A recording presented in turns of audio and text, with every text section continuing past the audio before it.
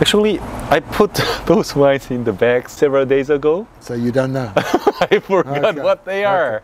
It's very convenient. It's very good for blind tasting that you have poor memory. Exactly. Otherwise it's cheating. If you've got a good memory, it's cheating. Exactly. If your mind is healthy, you're a crook. Crook. Yeah. I'm not. Therefore your mind is not healthy. So, the fifth one? These two were easier. This is your classic Marlborough Sauvignon Blanc, particularly wine number 5. It's a fruity style without being frivolous. I mean, it's just a really, really nice wine for what I presume is not a lot of dollars. Yeah. I really like this number 5. Very nice one. What is the typical characteristics of Marlborough Sauvignon Blanc? We always used to talk about cat's pee. They talk a little bit about kiwi fruit. I think this is lovely. Yeah, this one shows really moderate acidity, nice volume, fresh fruit. Yeah. Whoever did this did a really good job. Yeah. Because I'm presuming we're drinking wine in the $9 to $12 range. If I had to think about Kirkland, you know, one of these is perhaps made in much larger volumes than the other one. And so I would say perhaps the second one is the Kirkland wine. But I think the previous one is better. Okay, shall we see? Yeah. Param param, param param, param. Duck Hunter Sauvignon Blanc 2019. It's from Marlborough, as you said. $10. Which is what I said. I said 9 to 12. Yeah. Great quality for the price. The standard and the quality today of $10 Marlborough Sauvignon Blanc is outstandingly good. And do you think that this one is outstandingly good? What do you want for $10? I think it's really a lovely wine. If I had paid $10 for that, I would think it was a really good buy. Wine number 6 is not quite as good. It's got a deeper green to it. It's got more body, more acidity. It's trying to make a stronger statement. For the second one, which is obviously the Kirkland one, I don't think $10 is a bad price for that either. I just don't think that it's as good as the previous one. Then let's check. Okay. Yeah, it's Kirkland Marlborough Sauvignon Blanc 2020 and it's $7. It's only 70% of the price. I think that that's a good wine for $7. So we are okay with these 2 Sauvignon Blancs? Absolutely. And with these 2 Pinot Grigio? Yeah. But not with these 2 Chardonnay? Throw them back. Yeah. So we are going to do 2 sessions with Kirkland wines. And today it's the first session. Wow, okay. And we still have 4 more wines. It's the same pattern. Okay, so, but now they're red wines. Yeah, they're red wines. Okay. All right. New Zealand Sauvignon Blanc was much more expensive. It was. Yeah. Most times I would prefer to drink South African Sauvignon to New Zealand. Why is because it so? I find I get more complexity and nuances at the same price or better, but they're not always as reliable as the New Zealand Sauvignons. It's already the first week of February. We might get a couple of cold days, but it's over. At the most, and this doesn't feel like winter to me. No, no, not at all. It doesn't feel like winter to me. No. Actually, almost the whole winter. No, for me, this has been a cold winter. Yeah? By California standards, right? We're not talking about New York or Korea.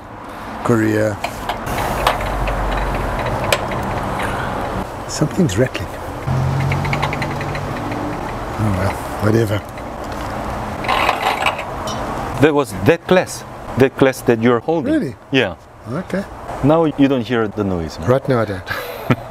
You ready? As ready as I'm going to be. All right. So what do you think about number 7? The flight was not easy for me. No. I thought 7 and 8 were Pinot Noir, a sort of very fruity one, the first one.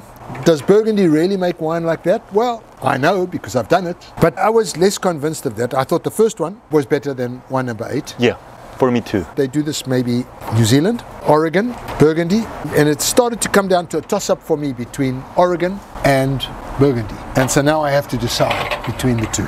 All right. It's the time of judgment. I'm going to go with Oregon on this. Both of them have relatively high levels of VA. I don't think these are cheap wines. We're not talking about $6, $7 Languedoc Pinot. No, it doesn't taste cheap. No, I think these are good wines. I like wine number 7 a whole lot more. I really like the wine. Me too. And I'm ready to buy this. Let me see. Number 7. It's Willamette Valley Vineyards Whole Cluster Pinot Noir. 2019, obviously Oregon, like I said. Yeah, it's And what- Oregon, $16. $16. There you go. I tasted a beautiful $16 Pinot from Burgundy the other day, but it doesn't have this kind of friendly drinkability. I wrote down I was ready to buy this one at $17. There you go. Listen, it's a beautiful quality for the money. Yeah, it's beautiful. Yeah. Okay, congratulations, Willamette Valley Whole Vineyard. cluster fermented. Yeah. The whole clusters gives you the fruit. However, one has to be extremely careful. Even if the grapes are beautifully phenolically ripe, the stems might not be perfectly ripe. You will extract harsh Green tannins. Second one's unbalanced. It's bitter and harsh. Yeah, it's bitter. It's Yeah. astringent. Yeah, it starts off well, but it's bitter and harsh. So the first one is quite a lot better.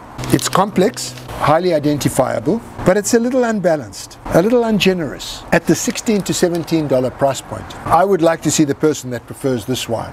It's just not there. No. I'm not saying that this is terrible value for $16, $17, but this one is so much better. Yeah, yeah. So number 8, it's Kirkland Willamette Valley Pinot Noir, the vintage 2018 and $15. Yeah, I'd much rather pay the $16 for the previous wine. It's just $1 difference, right? Yeah. But in terms of quality, It's mind-bogglingly different, right? yeah, yeah. We did this blind, so Yeah. let the chips fall where they may. Vive la Willamette Valley Vineyards. Vive la Willamette Valley Vineyards. Good job. Are both these wines available in Korea? I have no idea. Of course, the Kirkland wines are available. Oh, they are? Yeah. Okay. Let's move on. All right. Number 9. There's a beautiful, sweet, red fruit, red black fruit nose on these wines. You sense ripe grapes, you sort of sense plump grapes ripening under a warm sun, but not a too hot sun. You know that it doesn't cost $5, but you know it doesn't have the complexity to cost $105. No. You know. You were talking about ripe, what? Ripe plum? Yeah, plump, Plump. comfortably fat. Ah, I see. I feel like I'm gonna get ripe here under the sunshine. It's hot. There's some tannin to this one, big tannin. Yeah. So when I got tannin like that, I thought to myself, that kind of tannin, Nebbiolo. But then I'm thinking, no, Cabernet Sauvignon can do that kind of tannin too. A Syrah can do that kind of tannin too. Of course, Nebbiolo always does that kind of tannin. But the best producers of Nebbiolo make tannin that is tighter knit than that. Yeah. Finer, right? Finer grained. But then we're not talking about really expensive. No. So, you know, cheap Nebbiolo, but no, then the color doesn't really work. So no, niente, not Nebbiolo, okay? Stop nagging me. It's not Nebbiolo. Right. Jeez, you're a pain in the ass. Me? Me? You're trying to convince me it's Nebbiolo. It's not, okay? Right. Okay. I also bought some expensive Kirkland wine. Was in the 30s or something like that. I don't remember if I put those wines here for the first session or for the second session. I'm sort of struggling with the wine. I'm tending in the direction. Color, tannin, relative austerity. In terms of quality, what do you think about? The quality is good. Yeah? It's not great, but it's good. Both of these? Both of them. Yeah. I think the second one is better. Number 10, I think, is better because even though it's got more or less the same level of tannin, there's more fruit pushing it. Ah, I see. Number 10 is more tannic than number 9. It is, but there's more fruit to support it. Okay. So it feels like me supporting you. Number 9 is more minerally. The overall quality between the two of them is very close. So now the question is, what is it? I've decided that's Bordeaux blend. The second wine is the better wine, but they're both good and they're both worth minimum $15 to $21. Okay. In my case, I preferred number 9 to number 10, Yeah. but just a little bit. Is it Bordeaux? I have no idea either. I forgot. I told you my poor memory is really helpful for perfect blind tasting. Oh, okay. Yeah. It's Malbec. Malbec. Okay, well, it's Bordeaux variety at least. Kirkland Malbec. And 2019, it's $7. $7. Yeah. Fantastic value. Yeah, it's great. That's a fantastic value. Yeah. This one is really great. Yeah. As I said earlier, I think it's a decent value at double that. Yeah. Good job, Kirkland Malbec. Yeah. Finally. So this is also quite tannic. A little bit on one side. Number 10? Number 10. Yeah. and the acid's a little harsh. The color's very, very deep. Number 10, it's Piatelli Vineyards Malbec from Argentina as well, 2019, and it's $10. I thought it was the better wine. You didn't, right? You preferred number 1. I preferred number 9 to number 10, but the difference was very little. It was very close. Yeah, it was very close. I think both of them are lovely wines for the money. Yeah. You can see why Malbec is a Bordeaux variety, right? It's gets you right in that sort of bready, yeasty kind of area. Yeah, you said it felt like a Bordeaux grape variety, and It certainly does. $7 for that wine, the Kirkland wine, awesome value. Nobody can be upset with that. yeah. And the Piatelli at $10 is also an excellent value. So shall we show what we liked? Didn't we like them all? No. I thought we liked them all. You didn't. Your memory is worse than mine. I like them all because they have alcohol in them. All right. I agree with you. With that opinion, I totally agree. Yeah. Now, there were some obviously better than others. Yeah. So, We did like those two. yeah, Pinot Grigio, both of them we liked. We're not going to be showing the French Chardonnays. No, Sure. they were pretty disappointing. And then 2 Sauvignon Blanc. The two Sauvignon Blancs were nice. Yeah, both of them were very nice. And then 1 Pinot Noir. One of the Pinot Noirs, yeah. Yeah, from Willamette Valley Vineyards. And then Kirkland Malbec. It was great for the price. And then Piatelli Vineyards Malbec. So we have 7 winners out of 10. Very successful. So these guys are doing a good job. So what do we learn from this? You don't have to pay $100 to get good wine. No. There was no great wine here, but everyday drinking wine, and even slightly better than that, aplenty.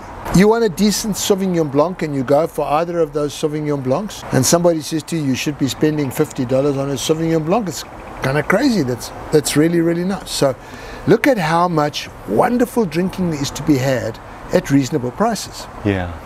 That's why you and I do this, right? Yeah, exactly.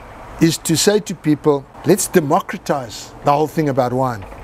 Do you really have to pay $350 a bottle to get any good wine? And your friends who come to your house and say, you didn't spend $350 on that bottle, you wasted my time, they're full of it. Because it's our job and our passion to go out and to find wines at very, very reasonable prices that make you happy. Yeah, even And I don't mean from the alcohol perspective. I No. mean, yeah. even the birds are agreeing with your Even opinion. the birds are agreeing with me. 7 out of 10 wines at very reasonable prices, and all of them Jay and I can heartily recommend, right? Yeah. 이럴 땐 이 와인 네이버 밴드로 놀러 오시면 와인을 잘 몰라도 편하고 싸게 사실 수 있도록 제가 많이 도와드립니다. 다들 만족하시고 좋아하시더라고요.